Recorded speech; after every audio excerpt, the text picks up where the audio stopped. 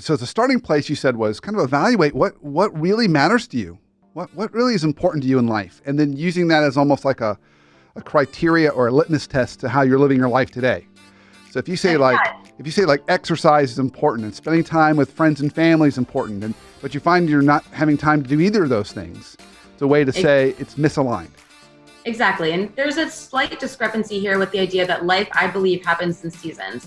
So maybe you're in a season of your career where you're working really hard on a project or towards a certain goal or outcome, and it's completely dissuaded, where one side is so focused on that and the other side of the teeter-totter is completely down on the ground and you're not doing anything with it. I think that those times are completely understandable. But if you look at the arc of where your career and your life are right now, and you feel like as a whole, you're not actually feeling aligned or you're not proud of it in your heart, not in an how does it impress other people type of standard, those are really important cues and triggers for us to understand, does this feel right? Like I was talking to a friend yesterday who owns a gym, and he was like, I create these systems and accountability metrics for other people, and I'm teaching them how to be happy and healthy, but he's like, but I'm miserable.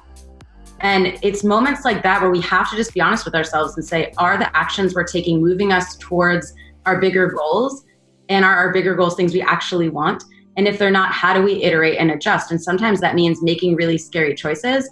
Sometimes that means having to push down the voices of the people who care about us and we love because they want what's best for us, but our changes can be scary for them at times, or they don't understand, or they're coming from their perspective and that triggers fears for them.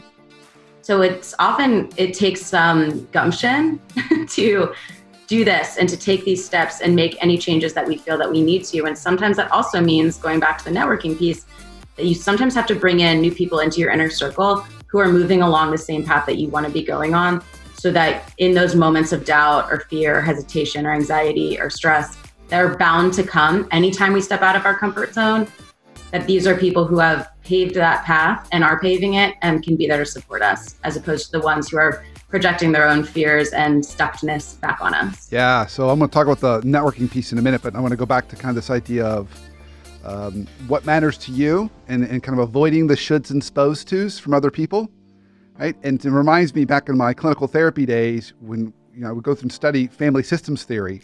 The idea was in any kind of family, it's like a play, and everyone has their part in the play. Whether it's functional or dysfunctional, it doesn't matter. You have your part in the play.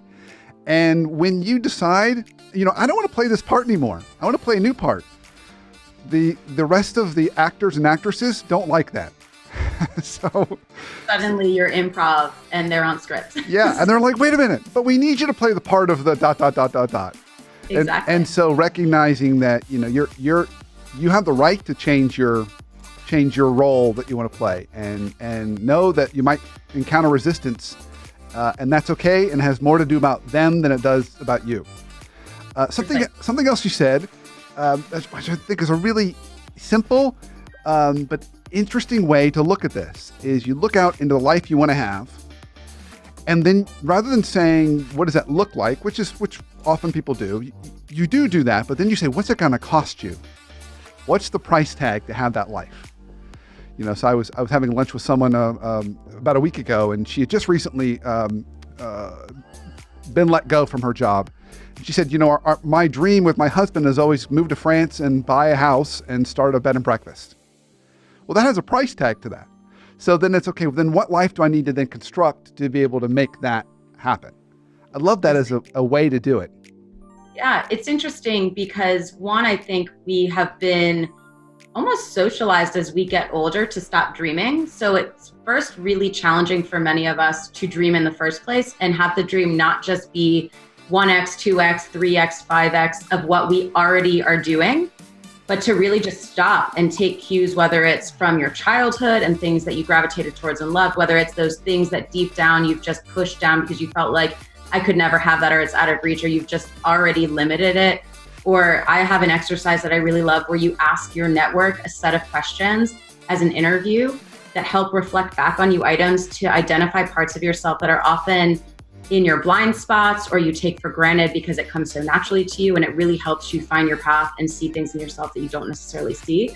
And just take these bits of morsels along the path and put it all together. And then from the dollar perspective, it's really common. And I fell prey to this too, that when I was going out into the real world and getting jobs that I thought, well, to be happy and be fulfilled and have all the things that I dream of, it's going to cost X millions of dollars. And that felt completely unattainable, which naturally starts to make you back off of the goals in the first place. But when I did this exercise for the first time about 12 years ago, I was 23, I realized that my 10-year out vision cost 120,000 US dollars.